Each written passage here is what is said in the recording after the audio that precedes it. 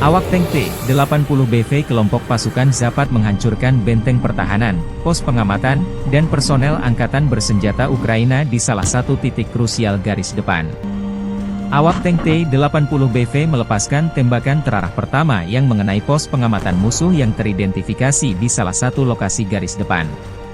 Misi tempur dilakukan dari posisi tembak tertutup pada jarak sekitar 5 km. Penembakan tank dipandu koordinat drone pengintai. Peluru pertama adalah tembakan pengalih, peluru kedua dan ketiga mengenai sasaran.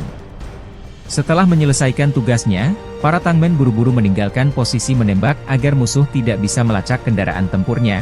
Demikian keterangan video Kementerian Pertahanan Rusia, 2 Mei.